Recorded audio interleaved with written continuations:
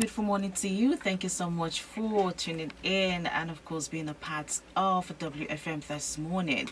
Well, you're welcome to Political Arena. My name is Rose Yusuf Kaiser. This is Women Radio WFM 91.7, Nigeria's first radio station for women and their families. Hopefully, your day is going on well. Today is the second day in the month of August 2023, and of course, it's about let's say 27 minutes, 27 minutes to 12 on the side of the radio. All right, so you're welcome to Political Arena once again.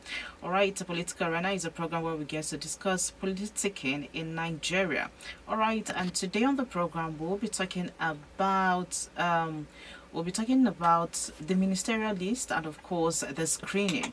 All right, that's what we'll be talking about today. We'll be looking at the ministerial list. We'll be looking at the screening going on.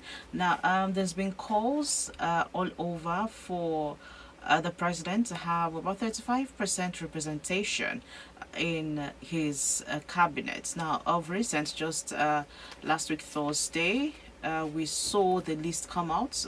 Within the weekend, we saw the list come out, and we just had about 7 women on that list. Okay, and there's been calls saying that that's not up to 35%, that's just about 25%. So how do we up the numbers? How do we get more women involved? And all your words, all your promises that you have made, that you're going to have women and youth represented in your cabinet. So how far so far, Mr. President? So a lot of other people have written, a lot of other a lot of women have actually come out to speak on this too. So today on the program we have Aminat Jumai Gimba. She is an inclusion advocate and a policy maker, and she's the co-founder of Farid Center for People with Special Needs, MENA. All right, so we'll be talking with her on this morning. All right, good morning, Aminat. Thank you very much for joining us all the way from MENA. Hello, good morning, and thank you for having me on your program. All right, so hello, viewers. All right, thank you for being on it. So let's get on straight with the discussion. Now, there has been a lot of calls for the president to have at least 35% of women in his cabinet. But so far, like I said, earlier, the ministerial list, we have just seen about 25% of women. Now, from your own point of view, what do you make out of this? What's your thoughts generally on this? Good afternoon, good morning, and then thank you for inviting me, and thank you listeners as well. So we 25% right now. We have been promised 35%. In my honest opinion, personally, I think it should be more than that, because 35% just doesn't cut it anymore. The paradigm is shifting in Nigeria. Women are coming out more to do a lot of things impressively, and we need more women and youth to be brought to the round table of policy making, decision making, and problem solving. You understand? So should I be on Olivia place?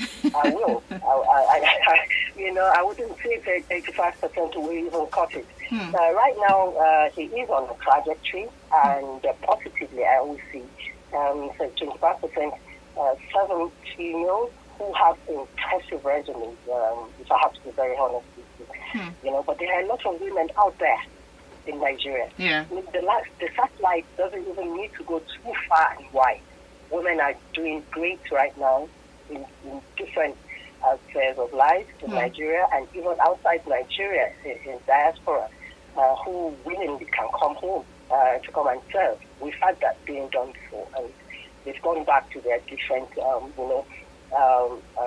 places to continue in their professions. So 25% is not yet Uhuru for us. It's not yet. For me personally, 35% is even okay. So that's my own personal opinion about it, and I'm sure the agitation isn't just mine alone. Many people do think that he needs to do more. All right, thank you very much, Aminat. If you're just joining us, this is Women Radio, WFM 91.7, Nigeria's first radio station for women and their families. And we're discussing the ministerial list and the female representation. All right, we're looking at the ministerial list that was released a few days ago, and of course, the screening also that it's going on. And the 25% women representation as opposed to the 35% women representation that we are all looking forward to have. All right, so let's head on to now the supplementary list. We're waiting for the supplementary list. Okay, this is just the first part of it, and we've just seen about 7 women on that list. Now, do you think that there's still hope to reach 35% women representation with the supplementary list? And for that, Yeah, we I don't think really that, have a date to yeah. even for that coming up. But your thoughts on that? Yes, yes, yes. I think there is. We still have hope. Hmm. 7, and maybe another 7 more to go. Okay. So that that can surpass Mr. Baba Buhari's own. He had 7, 8, I think, during his tenure. So he should surpass that. The promises made during the electioneering time, before the elections, and even after that, I think the promises were taken on board, and people are expecting a lot more than this 7. So we are looking out for more, because this is just supplementary, and they have done this. They are doing screening right now. Yeah. I think 3 or 4 women have gone through done their screening, Yeah. and they were quite impressive. Personally, I think.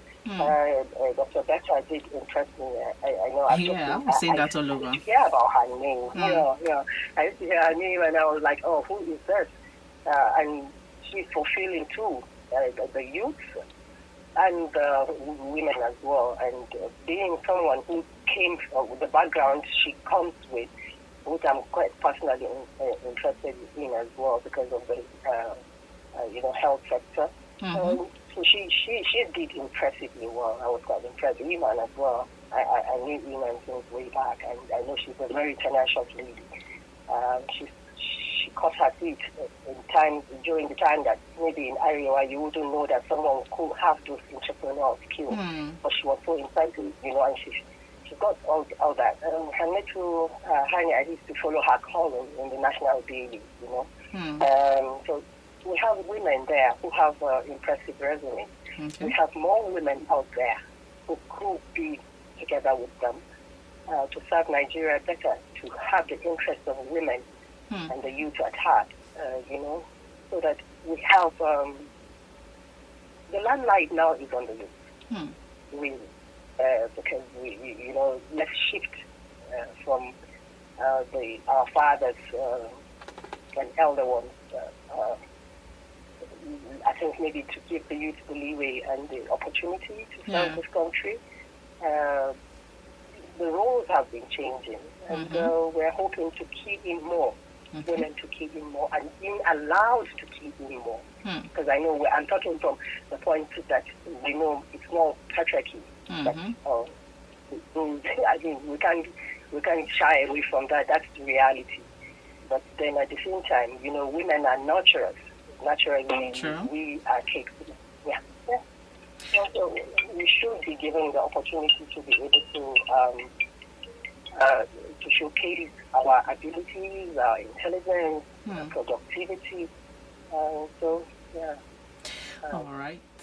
Thank you very much, Aminat, for that. Now let's look at the screening that is ongoing for the nominees. Now, so far we've seen a couple of women who have been screened already, and the name Beta just keeps going all round. I think she was trending on social media, for her screening. Now, does that, to some extent give us, some ray of hope that these women that we have right now as ministers or as ministers nominated, do you think that we are going to see a change, depending on what ministry or which ministry they get to occupy? Do you think that we're going to see, a turnaround change as regards to what we're always having when we look at the categories of women we have right now?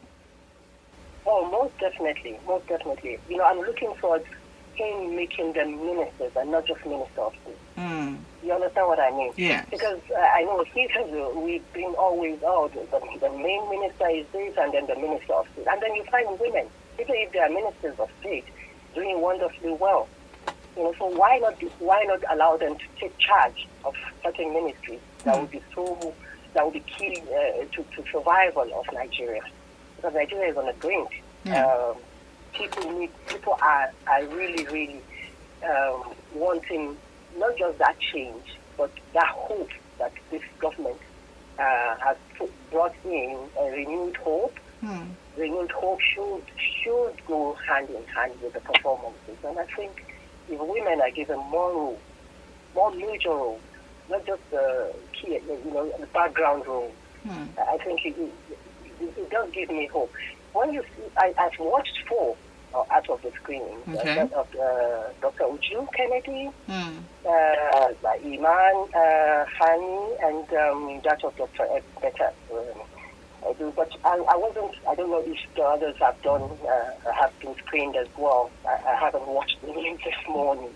But they did marvelously. Okay, I don't know why Hani was so emotional, but probably had the beginning.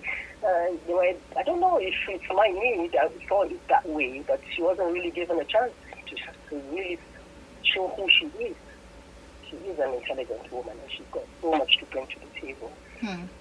Especially having the background that she has. So yes, I do think that women would bring more in major positions, and I'm hoping that he will give them key positions. Yes. All right, thank you very much, Aminat. This is Women Radio WFM 91.7, Nigeria's first radio station for women and their families.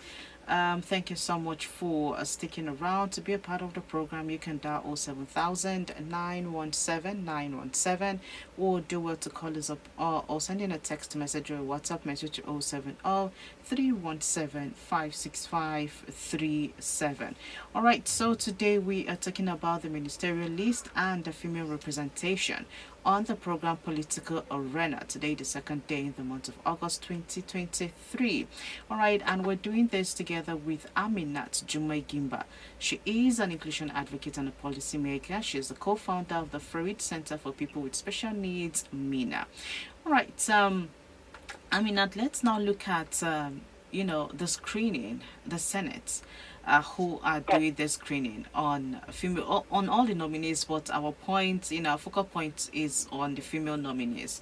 So now so far this is just going through screening, and they might be confirmed or they might not be confirmed, but do you think that should the Senate be lenient on them because they are women, or you think that everybody should just go ahead and face the Senate, and let the Senate just hit everyone equally? Or do you think that there should be some sort of leniency when it comes to females, because at the end of the day we just have about 7 of them. So by the time confirmation comes in and not all of them are confirmed, that will further reduce the number of women we are supposed to have in the ministries. So what's your thoughts on this, or just give us an overview of your thoughts on this. The time has gone for keep close handling of issues and of people and stereotyping. You don't tell people, you don't see people as being airheads, and then you just tell them to take a bow, because to me, that's what you think. Probably they may not be able to answer some questions put forward to them. I don't think women should be exonerated from being asked 1 or 2 key questions, not just about their personalities, but about their abilities. For me, taking a bow means you don't want to grill them about what they can bring to the table. Those women are capable of answering questions. They should be asked questions instead of being told to take a bow and leave, and being shut down. You don't have to ask. Like, I think Senator Ireti was shut down. Me personally, I think that I didn't like that she was asking that Kennedy should take a bow, and she was being told, because she's new to the Senate, she's been told that, oh, you don't, I mean, others would cite the same thing. I didn't hear anybody being told not to tell those nominees to take a vow and leave. Probably maybe she didn't put that word leave at the end or something. I don't know, but that was what she meant. She should take a vow and leave. Everybody, if you come into any room, you greet. You take a bow, or you greet, or you do your salam, like Hamlet did, and that salam is just peace in Islam. So we don't treat the females with such big gloves, and then I think probably, assumably, that they may not be able to. So treat everyone the same. Ask them questions. Don't give them any special treatment because they are female. To me, that's not even allowing you to stand up to being who you are, because they come from pedigree. They come from a background of knowledge. They come from a background of having good quality education. Maybe the men are just afraid of sitting up now and listening to these women because all over the world women have been now confirmed to be better managers of institutions, and of affairs. So don't tell them to just think about and leave. Question them. They will be up to it to answer the questions. I mean, how hard can it be? If you've gotten to that stage of even your name being mentioned as a nominee, it means you were identified to be different. And being, I mean, Mr. President, I'm not too sure, but I don't think he wouldn't, and all those who helped him to go through the list of numerous women to bring out this one. He must know what he's doing to say, okay, I'm presenting this name forward to you, and help me confirm and make sure that they are the best that will cover this position they may fall into. Because that's what the Senate is there for. Sure. Yeah. All right. So hopefully we get to see that all of them are confirmed, and we get to have more women also in the supplementary list that would make up the number for us. All right. So let's come back to the president now. While campaigning, and even after his campaigns, and even through the First Lady, he said a lot about having an inclusive government. He said a lot about having women and youth representation in his cabinet. Now, with what we've seen now with the ministerial, do you still think that the president will keep up to his words? Yeah. I should take a critical look, actually, at all the other people on that list, which I haven't done, if I have to be honest. But I should, to be able to answer this fairly. Because whatever you say, you have to have those facts behind your words. But so far, what I've seen, I didn't listen live to Olawale Edu, but later I was hearing, that's what I was doing. The first that was screened, Olawale, Olawale Edu, I think, I know I wrote the name down. And quite impressive, it was challenging. He had one of the longest minutes, or an hour, over an hour being grilled. That was quite interesting for me. And others too should have gone through that grilling period as well. And with this and some other key positions that I've seen him or being nominating and putting people forward for some particular jobs, I think we're on a trajectory. It's hard right now. If I have to, Labour today is striking, so I wouldn't want to say, oh, it's been so good and rosy from the beginning. But I think we are on the course. Okay. Whether it will give the most positive, but you have to be optimistic. And Nigerians, we are known to be very, very optimistic. We are strong people. We are resilient people. We have focus, and we do hit hard as well. So, when they did the 8,000 naira thing, I was very happy. I thought because it would just go through, but I think they listened. I was quite happy. I thought, they listened, and then we drew it. So you see, that's a pointer. That's a pointer. That you have a listening government, and that's what we want them to do. Listen to the people.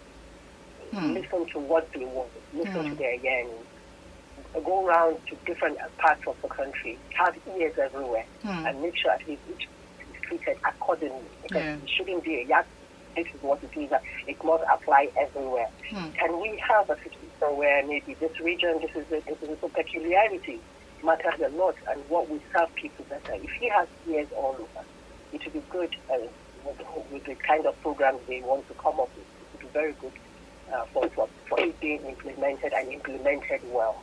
And to those who deserve to be the primary takers of those implemented programs. Okay. Yeah. All right. Thank you very much. I mean, that's now. Now, what do you think, or how do you think the president can do better in terms of having an inclusive government? Inclusive. I'm talking about having more women. We're talking about carrying the youth along. We're talking about people with disabilities. How do you think the president can do better in terms of having an inclusive government? Yes. If you notice, well, you started by saying I'm an inclusive. I have been in social for those advocating for people with disabilities for a long time now. Having a disability shouldn't be a yardstick for your ability to be able to give back to your immediate community. Yeah. Inclusion for me is key. When someone has the brain power, it may not have a sight, but there are a lot of people now without sight. They have sight, but their minds are just not on some issues. And when it's being brought to their notice from people who hitherto are thought to have disabilities, I mean, it comes as a shocking event to them. So when you test people and you know that they are capable, please put them in positions where they will serve people better. I don't want a situation where, it's just going to be an all APC kind of government, or without including those are capable from other parties as well. That's inclusive. We should run an inclusive, because if parties by now should take it back to, it should be now Project Nigeria. And Project Nigeria having the right people to do the job, which ordinarily are what should serve the public.